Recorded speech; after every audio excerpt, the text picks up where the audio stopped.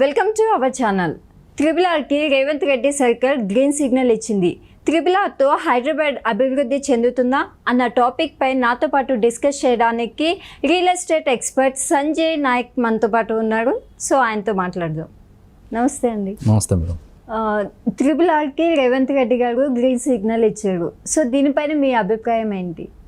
So regional ring road triple-are అనేది ఏంటంటే ఇప్పుడు హైదరాబాద్కి ఒక మణిహారంగా చెప్పుకోవచ్చు మనం. సో ఇంతకుముందు ఏంటంటే ఇన్నర్ రింగ్ రోడ్ అనేది ఉండే మనకి. ఇన్నర్ రింగ్ రోడ్ అంటే ఎక్కడి నుంచి ఉండే, మేదీపట్నం దగ్గర నుంచి ఎల్బీ నగర్, ఆరంగర్, ఎల్బీ నగర్, చంద్రాయన్గుట్ట ఇలా వెళ్తూ మనకి నెక్స్ట్ పంజాగుట్ట, బేగంపేట ఇదంతా కూడా మనకు ఒకప్పుడు సికింద్రాబాద్ ఎంత ఇన్నర్ రింగ్ రోడ్. ఆ తర్వాత ఏమైపోయింది, అవుటర్ రింగ్ రోడ్ వచ్చింది. ఇన్నర్ రింగ్ రోడ్ వరకు సిటీ ఉండే హైదరాబాద్ అనేది, తర్వాత అవుటర్ రింగ్ రోడ్ వరకు సిటీ అనేది ఎక్స్పాండ్ అయింది. అవుటర్ రింగ్ రోడ్ అనేది 158 కిలోమీటర్లు వచ్చేసింది. అవుటర్ రింగ్ రోడ్ వేసేటప్పుడు కూడా జనాలు చాలామంది నవ్వుకున్నారు, అంత పెద్ద రోడ్ ఎందుకు, ఏం అవసరం అది, దాని మీద ఎవరు తిరుగుతారు, సిటీ అవుట్స్కట్ పోయిపోయి అడవిలకి రోడ్ వేస్తారా అని చెప్పి నవ్వుకున్నారు. కానీ ఇలా హైదరాబాద్లో సగం రియల్ ఎస్టేట్ ట్రాఫిక్ తగ్గిందంటే, ఏదైతే మేజర్గా మనకి ట్రాఫిక్ తగ్గింది, ఇలా హైదరాబాద్కు ఉన్న మేజర్ ప్రాబ్లం ఏదైతే ఉందో అది సాల్వ్ అవ్వడానికి వన్ ఆఫ్ ది రీజన్ మనకి ORR. So outer ring road వచ్చిన తర్వాత ఏమైపోయిందంటే సిటీ లోపలికి ఎక్కడైనా ఈజీగా వెళ్ళొచ్చు, ఎక్కడి నుంచైనా బయటికి ఈజీగా రావచ్చు అన్నట్టు అయిపోయింది. సో అవుటర్ రింగ్ రోడ్ లోపల ఇలా మనం ఎక్కడ తీసుకున్నా కూడా గజం తీసుకుంటే 40,000 నుంచి 50,000, 60,000 వరకు ఉంది. ఈ ఏరియాలో అందరూ ప్రతి ఒక్కరు ఇన్వెస్ట్మెంట్ చేయలేని స్థాయికి ఆల్రెడీ వెళ్ళిపోయింది. కొన్ని ఏరియాలో అయితే 1,00,000, 2,00,000 కూడా గజం ఉంది. సో అవుటర్ రింగ్ రోడ్ దాటిన తర్వాత ఇప్పుడు ఇంకొక రింగ్ రోడ్ వస్తుంది, అదే regional ring road. So regional ring road కూడా ఏంటంటే చాలా సంవత్సరాల నుంచి చెప్తున్నారు, వస్తుందంట, రాకపోతే ఎట్లా అని చెప్తారు జనాలు చాలామంది. సో అప్పటి నుంచి వాళ్ళు వింటున్న వాళ్ళు, చూస్తున్న వాళ్ళకి ఏంటంటే ఒక విషయం క్లారిటీ వచ్చింది, ఇప్పుడు ఖచ్చితంగా రీజనల్ రింగ్ రోడ్ అనేది వస్తుంది, దానికి ఏ ప్రభుత్వం మారినా ఏ ఇబ్బంది లేదు అని చెప్పి క్లారిటీ వచ్చింది. తర్వాత ఏంటంటే ఇప్పుడు రీసెంట్గా నితిన్ గడ్కరీ గారు కూడా ఏం చెప్పడం జరిగిందంటే, త్రిబుల్-ఆర్ అనేది ఫస్ట్ ఎస్టిమేషన్ ఎంత ఉండే అంటే అది టోటల్ డిస్టెన్స్ వచ్చేసి 338 కిలోమీటర్లు ఉండే. ఓకే. కానీ తర్వాత ఏంటంటే ఇది ఎక్కడైతే లోతట్టు ప్రాంతాలు రావడం కానీ, ఎక్కడైతే చెరువులు లాంటి ఇబ్బందులు వచ్చేటట్టు ఉంటే, ఎక్కడైతే విలేజ్ని టచ్ చేసే దగ్గర కొంచెం ఇబ్బంది అవుతుంది అన్నప్పుడు కొంచెం ముందుకి వెనక్కి జరగడం అనేది కామన్, అది ఎక్కడైనా ఏ రోడ్ వేసేటప్పుడైనా. సో అలా ఇప్పుడు టోటల్గా వచ్చేసి ఎస్టిమేషన్ ఎంత వేశారంటే 350 కిలోమీటర్ల రీజనల్ రింగ్ రోడ్ రాబోతుంది. సో రీజనల్ రింగ్ రోడ్ రావడం వల్ల అడ్వాంటేజ్ ఏంటంటే మనకి సిటీ అనేది రోజు రోజుకి ఇంకా ఎక్స్పాండ్ అవుతుంది. ఎక్స్పాండ్ అవ్వడంతో పాటు ఏంటంటే మనం ఇక్కడ నుంచి ఎట్లయితే అవుటర్ రింగ్ రోడ్ మీద నుంచి ఎట్లయితే వేరే వేరే స్టేట్కి కానీ డిస్ట్రిక్ట్స్ కానీ వెళ్ళడానికి అన్ని హైవేస్కి ఎట్లయితే యాక్సెస్ ఈజీ అయిపోయిందో, అండ్ ఆ రోడ్ రావడం వల్ల ఎట్లయితే జనసాంద్రత పెరిగిందో రాను అలాగే నెక్స్ట్ రీజనల్ రింగ్ రోడ్ వచ్చిన తర్వాత కూడా అదే విధంగా పెరుగుతుంది. సో దీనికి ముందు చూపుతోనే గవర్నమెంట్ కూడా ఎస్టిమేషన్ ఎంత వేసిందంటే 31,000 కోట్లు. ఓకే. సో దీంట్లో వచ్చేసి ఆల్రెడీ ఎలక్ట్రికల్ వర్క్ దానికి సంబంధించిన ఏవైతే మెయింటెనెన్స్ సంబంధించిన ఏవైతే ఐటమ్స్ ఉంటాయో, ఏవైతే టూల్స్ ఉంటాయో అవన్నీ ఇక్కడ నుంచి ఒక చోట నుంచి ఇంకో చోట సప్లై చేయడానికే రీసెంట్గా 300 కోట్ల రూపాయలు శాంక్షన్ చేసింది సెంట్రల్ గవర్నమెంట్. సో ఇంత అమౌంట్ రావడం వల్ల, ఇంత అమౌంట్ ఎందుకు ఇన్వెస్ట్మెంట్ చేస్తున్నారు? సో ఒక అమౌంట్ ఇన్వెస్ట్మెంట్ చేస్తున్నారంటే గవర్నమెంట్కి కూడా దాని నుంచి రిటర్న్స్ వస్తాయి కదా. ఇప్పుడు ఓఆర్ఆర్ ఎందుకు అన్నారు, కానీ ఓఆర్ఆర్ వచ్చిన తర్వాత ట్రాఫిక్ తగ్గింది, ప్లస్ అక్కడ నుంచి ఇన్కమ్ కూడా జనరేట్ అవుతుంది కదా టోల్ ప్లాజా నుంచి. సో అదే విధంగా రీజనల్ రింగ్ రోడ్ వచ్చిన తర్వాత కూడా ఇది వచ్చేసి ఏంటంటే మనకి టోటల్గా 350 కిలోమీటర్లు ఉండడం. సో దీనివల్ల ఏంటంటే డిస్ట్రిక్ట్స్ కలుపుకుంటూ వెళ్ళడం. సో దీనివల్ల హైదరాబాద్ సిటీ ఎక్స్పాండ్ అవ్వడం.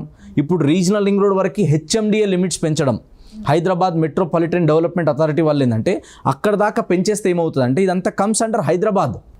సో హైదరాబాద్ అనేది రోజు రోజుకి పెరుగుతూ పోతుంది, ఎక్స్పాండ్ అవుతూ పోతుంది. కాబట్టి రాబోయే రోజులలో ఈ రీజనల్ రింగ్ రోడ్ని బేస్ చేసుకొని కొన్న వాళ్ళు అదృష్టవంతులని చెప్తా ఖచ్చితంగా. ఈరోజు తక్కువ దొరుకుతున్నాయి మనకి. అవుటర్ రింగ్ రోడ్ లోపల ఒకప్పుడు అవుటర్ రింగ్ రోడ్ దగ్గర వస్తుందంటే అంత పెద్ద రోడ్ వస్తుందా, నిజంగా వేస్తారా అన్నారు. కానీ ఎవరైతే వస్తుంది అని నమ్మి ముందు చూపుతో ఇన్వెస్ట్మెంట్ చేస్తారో వాళ్ళు ఇలా కోట్లలో ఉన్నారు ప్రాఫిట్ అంతా.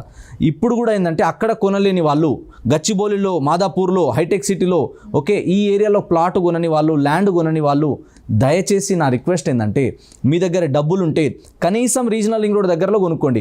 లేకపోతే ఒక 10 సంవత్సరాల తర్వాత, 20 సంవత్సరాల తర్వాత ఏమనిపిస్తుంది తెలుసా, అప్పుడు సంజయ్ నాయక్ అన్నట్టు ఒకడు మస్తు చెప్పిండు, మా ఫ్రెండ్ ఒకటి తెలిసినవాడు మస్తు చెప్పిండు, మా రిలేటివ్ ఒకరు చెప్పిర్రు, తక్కువలో చెప్పిర్రు, మంచి ఆపర్చునిటీ ఉండే, నా దగ్గర పైసలు కూడా ఉండే, కానీ ఎవరో చెప్పిరని చెప్పి నేను ఆగిపోయినా. అప్పుడు ఎప్పుడు వస్తుంది, అంత దూరం పోయి ఎడగుంటారు, హైదరాబాద్ ఇప్పుడే ఇంత ఉంది, అంత కావాలంటే టైం పడుతుంది అని చెప్పి ఆగిపోయినా అన్న ఫీలింగ్, ఆ బాధ లైఫ్ టైం వాళ్ళకు ఉండిపోతుంది. చాలా మందిని అబ్జర్వ్ చేస్తున్నాను నేను. హైదరాబాద్లో ఉన్న వాళ్ళని టచ్ చేయండి మీరు, 10 మందిలో ఎవరైనా 2-3 కనీసం చెప్తారు అప్పట్లో ఇది ఏం లేకుండా అన్న ఇదంతా అడవి ఉండే నేను వచ్చినప్పుడు, ఈ ఏరియాలో మాదే ఫస్ట్ ఇల్లు అంటారు. సో ఇప్పుడు రీజనల్ రింగ్ రోడ్కి దగ్గరలో ఎంత కాస్ట్ ఉంది? సో రీజనల్ రింగ్ రోడ్ ఏదైతే ఏరియా వస్తుందో ఇప్పుడు మనకి అవుటర్ రింగ్ రోడ్ నుంచి 20 నుంచి 30 కిలోమీటర్ రేడియస్లో మీరు ఎక్కడ కొన్నా అద్భుతంగా ఉంటుంది. ప్రైస్ తీసుకుంటే కనుక మనకి ఇప్పుడు రీజనల్ రింగ్ రోడ్ సరౌండింగ్లో కొంచెం డిస్టెన్స్ వెళ్ళినప్పుడు కూడా ఏంటంటే మనకి తక్కువ ప్రైస్ తీసుకుంటే 8,000 నుంచి 10,000 ఇస్ మినిమం ప్రైస్. ఎందుకు మనం ఎక్కడైనా సరే డిటీసీపీలో కానీ హెచ్ఎండిలో తీసుకున్నప్పుడు వాళ్ళ డెవలప్మెంట్స్ అన్నీ చేసి వాళ్ళ క్లియర్ టైటిల్ ఉండాలి, మెయింటెనెన్స్ ఉండాలి, అన్ని చార్జెస్ అన్నీ కలెక్ట్ చేయాలంటే కనీసం వచ్చేసి దానికి ఎంత అవుతుంది ప్రైస్ అంటే 8,000 ఈజ్ మినిమం. అంతకన్నా తక్కువలో దొరకదు. దొరికిందంటే అది జీపీ లేఅవుట్లను, అన్ఆథరైజ్డ్ లేఅవుట్లను, ఫామ్ ల్యాండ్లను దొరికే ఛాన్సెస్ ఉంటాయి తప్ప అప్రూవ్డ్ లేఅవుట్లో 8,000 కన్నా తక్కువ దొరకడం కష్టం.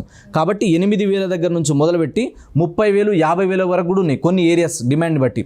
ఇప్పుడు హైవేకి ప్లస్ ఈ ప్రపోజల్ ఉన్న రీజనల్ రింగ్ రోడ్ని బేస్ చేసుకొని ఇక్కడెక్కడైతే కటింగ్ మనకు ప్రపోజల్ ఉంది ఇప్పుడు, సో ఈ ఏరియా అంతా కూడా విపరీతమైన డెవలప్మెంట్ వస్తుంది. అన్నిటికంటే గుడ్ న్యూస్ ఏంటంటే అక్టోబర్ 1వ తేదీ రోజున దీనికి సంబంధించిన రీజనల్ రింగ్ రోడ్ స్టోనింగ్ కూడా పడబోతుంది. అండ్ రీజనల్ రింగ్ రోడ్ ఒక్కటే కాదు, రీజనల్ రింగ్ రోడ్ని బేస్ చేసుకొని ఉన్న connectivity, radial roads, peripheral roads, ఇవన్నీ రోడ్స్ కూడా ఏవైతే నేషనల్ స్టేట్ హైవేస్ ఉన్నాయో ఇవన్నీ కూడా డెవలప్మెంట్ అవుతుంది. కాబట్టి ఇప్పుడు తక్కువ బడ్జెట్లో ఉన్నప్పుడే మార్కెట్ ఇప్పుడిప్పుడే పుంజుకుంటుంది. కాబట్టి నెక్స్ట్ 10 years ఓపిక పట్టగలిగితే మాత్రం ఒక మంచి ప్రాపర్టీ తీసుకున్న అన్న ఫీలింగ్, ఆ సాటిస్ఫాక్షన్ ప్రతి ఒక్క ఇన్వెస్టర్కి ఉంటుంది. ఈరోజు మనం ఇన్వెస్ట్మెంట్ చేస్తే రానున్న రోజుల్లో అద్భుతమైన రిటర్న్స్ ఖచ్చితంగా వస్తాయి. అంటే ఇప్పుడు కష్టపడినా రేపటి రోజు మంచి ఫలితం ఉంటుంది. 100% మేడం. ఇప్పుడు మీరు డబ్బులు సంపాదిస్తున్నారు అనుకోండి, మీరు వర్క్ చేస్తే మీకు డబ్బులు వస్తున్నాయంటే అది active income. So passive income అంటే ఏంది? మన చెమట కష్టం లేకుండా, మన ఎనర్జీ, మన టైం, మన ఎఫర్ట్స్ పెట్టకుండా మన కోసం మనతో పాటు సంపాదించే ఆప్షన్ ఏముంది? Only and only investment. So investment కూడా ఎక్కడ చేయాలి? స్టాక్లో, గోల్డ్లో చేయడం కన్నా, మ్యూచువల్ ఫండ్లో చేయడం కన్నా అన్నిటికంటే సేఫ్. మీరు ఎవరైనా మీ ఊర్లో ఒక 80 సంవత్సరాల పెద్దవాళ్ళని కూడా అడగండి, వాళ్ళు ఏం చెప్తారు? పైసలు ఉంటే ఏడనవో ఇంత జాగా అనుకో బిడ్డ అంటారు. సో ఆ జాగా మీద, ఒక ల్యాండ్ మీద ఇన్వెస్ట్మెంట్ చేయగలిగితే అద్భుతమైన రిటర్న్స్ వస్తాయి. వీళ్ళందరూ రియల్ ఎస్టేట్ చేసే వాళ్ళందరూ మస్తుగా చెప్తారు, వీళ్ళేదో మార్కెట్ని లేనిపోని హైప్ క్రియేట్ చేస్తారు, ఇవన్నీ ఉత్తమ ఆటలు అనుకుంటే ఇన్వెస్ట్మెంట్ మీరు ఇవాళ చేయొద్దు. ఒక 200 సంవత్సరాలు, 20 సంవత్సరాలు ఆగండి, మీకే తెలుస్తుంది. 10 సంవత్సరాల ముందు అవుటర్ రింగ్ రోడ్ చుట్టుపక్కల ఏం రేట్ ఉంది, ఇవాళ ఏం రేట్ ఉంది. నెక్స్ట్ ఇప్పుడు అవుటర్ రింగ్ రోడ్ దాటిన తర్వాత రీజనల్ రింగ్ రోడ్ చుట్టుపక్కల ల్యాండ్ వాల్యూస్ ఎంత ఉంది ఎకరం, నెక్స్ట్ 5-10 yearsలో ఎంత పెరుగుతుంది అన్నది చూసుకోండి. యావరేజ్గా ఇప్పుడు వర్స్ట్ కేసులో మనం సినారియో చూసుకుంటే ఒక ఎకరము 1 కోటి రూపాయలు ఉంది అనుకుందాం, ఏదైతే మనకి RRR వస్తుందో అది యావరేజ్గా 10% పెంచదా, పెరగదా? ఎవ్రీ ఇయర్ 10% పెరుగుతుంది అనుకుందాం. 10% ఇంటూ 10 ఎన్ని అయిపోయింది మనకి? 10 yearsలో ఖచ్చితంగా అయితే డబల్ అవుతుంది కదా. కాబట్టి అప్పుడు వరకు ఇప్పుడున్న రేట్కి అప్పుడున్న రేట్కి చాలా డిఫరెన్సెస్ వస్తాయి. ల్యాండ్ వాల్యూస్, మార్కెట్ వాల్యూస్ పెరగడానికి అద్భుతమైన స్కోప్ ఉంది. గవర్నమెంట్ చేంజ్ అయినప్పుడల్లా, లేదా ఏదైనా డెవలప్మెంట్ ఏదైనా ఆగిందనుకోండి, కొన్ని రోజులే ఆగుతుంది, ఆ తర్వాత ఏమవుతుంది? సడన్గా పుంజుకుంటుంది. రియల్ ఎస్టేట్కి ఉన్న బ్యూటీ అదే. కొన్నిసార్లు ఏమవుతుందంటే 5-6 సంవత్సరాలు ఏం గ్రోత్ ఉండదు అక్కడ, కానీ ఒకటేసారి జంప్ అయితే రేట్స్. సో ఆ జంప్ అయ్యే టైం వెరీ వెరీ ఇంపార్టెంట్. అది ఎప్పుడు వస్తుంది? 3 yearsకి రావచ్చు, 2 yearsకి రావచ్చు, 5 yearsకి రావచ్చు. అనౌన్స్మెంట్ వచ్చినప్పుడు ఒక రేట్ ఉంది, ఇప్పుడు డెవలప్మెంట్ రేపు స్టోనింగ్ పడిన తర్వాత ఇంకొక రేట్ ఉంటుంది, ఆ తర్వాత మొత్తం కంప్లీట్ అయ్యేసరికల్లా ఇంకో రేట్ ఉంటుంది. గ్యారంటీగా రేట్లు అయితే పెరుగుతాయి. ఓకే, అయితే RRR తోటి హైదరాబాద్లో అభివృద్ధి చాలా బాగా పెరుగుతుంది అంటున్నారు. సో అది ఎంతవరకు నిజం? 100% పెరుగుతుంది. ఎందుకంటే ఇప్పుడు ORR నుంచి రీజనల్ రింగ్ రోడ్ మనకి యాక్సెస్ వచ్చేసిన తర్వాత ఏమవుతుంది? జనాలందరూ ఎక్కువ వస్తుంటారు అనమాట. సో జనాలు వచ్చిందంటే ఇప్పుడు హైదరాబాద్లో నేను కొనలేకపోయినా అన్న ఫీలింగ్ ఉంటుంది కదా. సో ఇక్కడ మనం గజం కొనాలంటే 50,000, 40,000 ఉంది కదా. సో 40,000, 50,000 పెట్టి ఇక్కడ ఉండడం కంటే ఇక్కడ కొనలేం కాబట్టి మన బడ్జెట్లో ఎక్కడ వస్తుంది అన్నది చూసుకోవాలి. ఫస్ట్ మనం ఉండడానికి కట్టుకుంటున్నామా, కమర్షియల్ పర్పస్ యూజ్ చేస్తున్నామా అన్నది చూసుకున్న తర్వాత మన దగ్గర ఎంత డబ్బులు ఉన్నాయి, పిండి కొద్ది రొట్టె. సో మనం ఎంత డబ్బులు పెడితే దాని తగ్గట్టు వస్తుంది అనమాట. సో మన బడ్జెట్ తక్కువలో కొనాలి, ఎక్కువలో అమ్ముకోవాలి, లేదా మనకు లాంగ్ టర్మ్లో ప్రాఫిట్ బాగా రావాలన్నప్పుడు సిటీ దాటే బయటికి వెళ్ళాలి ఖచ్చితంగా. కాబట్టి అక్కడికి వెళ్ళి ఇన్వెస్ట్మెంట్ చేస్తే ఫ్యూచర్లో రిటర్న్స్ మంచిగా ఉంటాయి. కానీ చాలామంది ఏమనుకుంటారంటే అది గంత దూరం కదా, ఆడుకోవాలనుకుంటారు.